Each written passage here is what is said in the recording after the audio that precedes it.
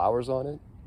Like if you're only doing like morning glories and stuff like that. I mean, cucumbers probably be all right, but like if you're doing like pumpkins or like watermelons or something, I would say you might want a little bit more support.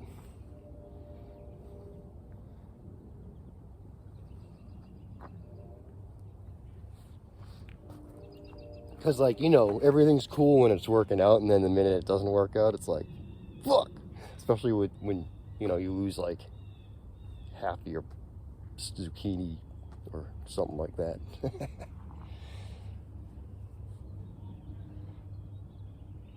Cukes on them, zooks on them. Yep, there's some viney zooks. Man, I grew something, it was a couple years ago, it was the last time I gardened. A couple years ago, it was a type of, it was butternut-like. It was a butternut-like squash.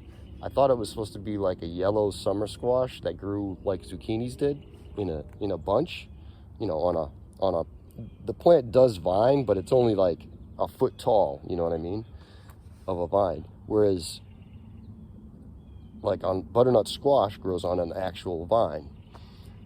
And so I planted a shitload of them, and it ended up being like this crazy vine mat. It was like a pumpkin patch with these like really phallic looking squash, like that long, and they were like basically like really, it was good butternut squash flavor, but it wasn't like, they weren't like big thick, you know, there wasn't a ton of material or meat in it.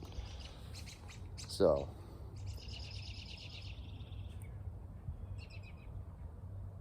I don't know. I don't even know what I have. I didn't even check for seeds. I didn't plan on gardening this year, really. But it was said that I would be gardening this year, so here I am.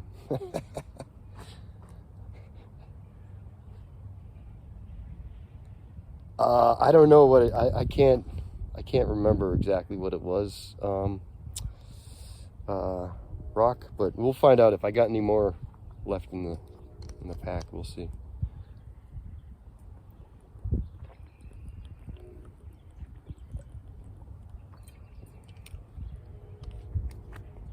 It was like I can't remember. I don't even know.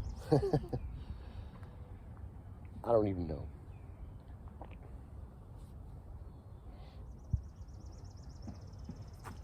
So I got some bamboo coming up in the middle here.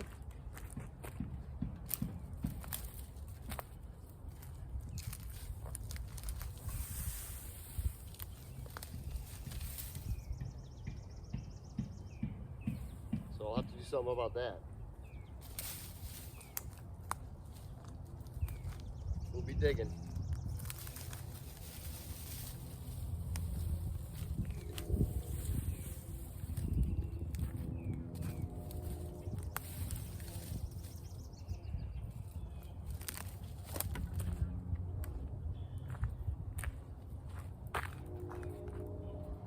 Oh yes. Hey, what's up, Suba? Suba, that bamboo cost me $80 for like one little start of it. Black bamboo, that one.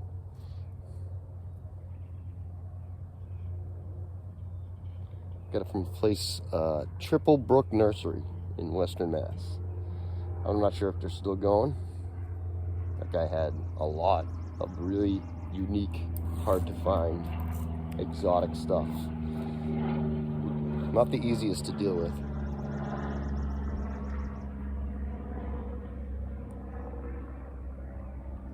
Yeah, that's black bamboo. Here, I'll show you.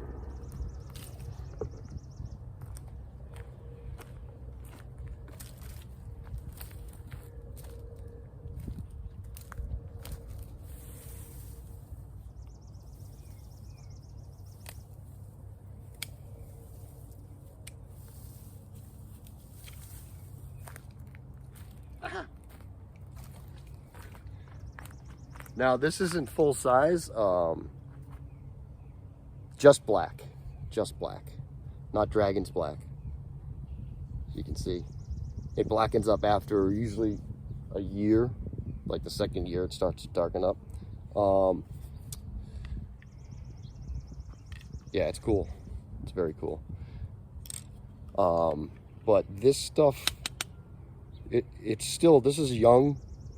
Like it'll get, I think 4-inch. It'll get 4 inches. So, but yeah, you can see here how it's still green. Amber likes chewing on the bamboo because she's just Amber. That's Amber for you.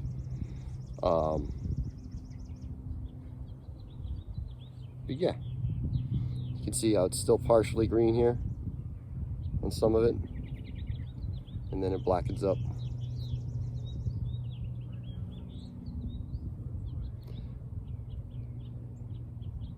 Yeah, it's not that that big. The varieties I bought the black bamboo, I bought stone bamboo, and I bought Myers, and they will grow. The tallest will grow like to 70 feet, but as you can see, you know, they're still very.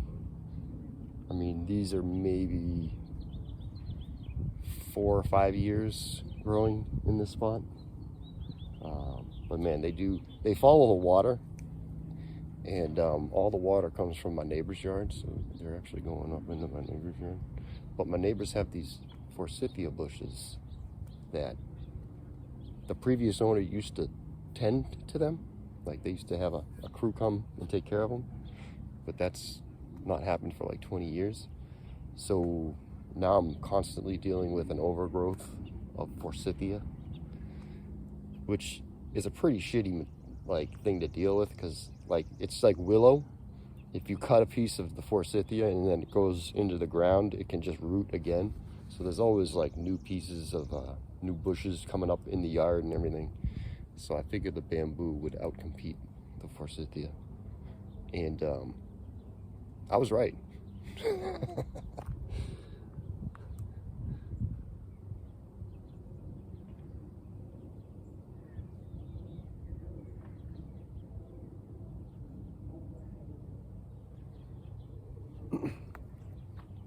Well, here's the thing. When it comes to stuff like bamboos, or invasives, and you know, we've talked about this a little bit before. I get the feeling the invasive stuff is going to be the only stuff left one day. You know, like, you know what I'm saying? Like this mugwort I'm dealing with. Like I got mugwort coming out of my ears. You know what I'm saying? But I mean, it's a pain in the ass, but I don't mind it. And it's, you know, it's not a native.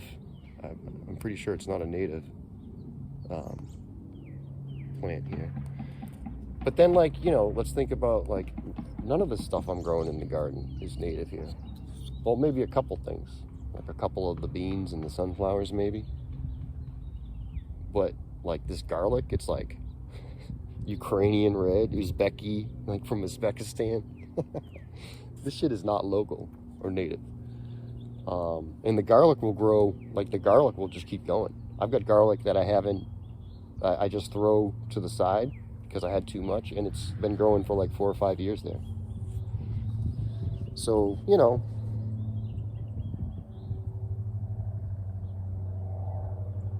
yeah, well, and you know, I also understand, you know, a lot of some of the invasive plants will outcompete the native plants, but a lot of those native plants are getting wiped out more because of what we're doing than any plants.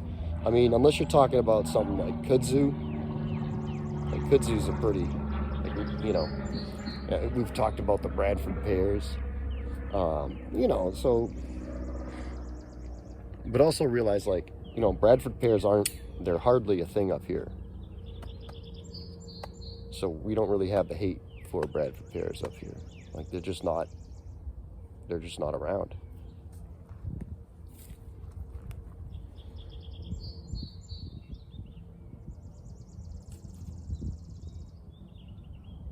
Yep.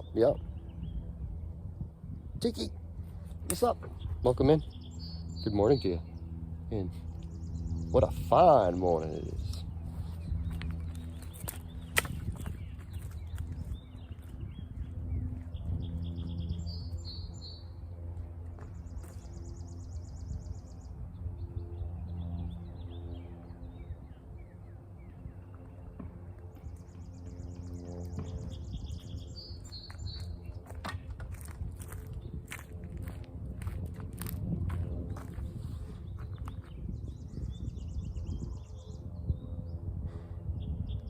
do you have bunnies?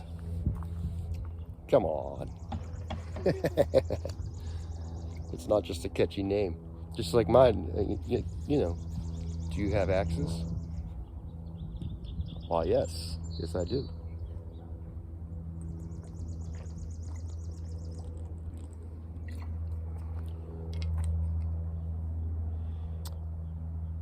You, Cheryl. What?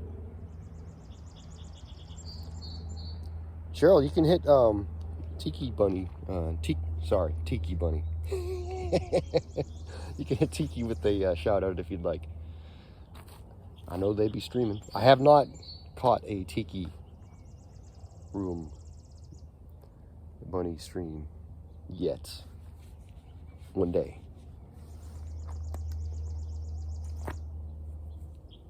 Mark my word.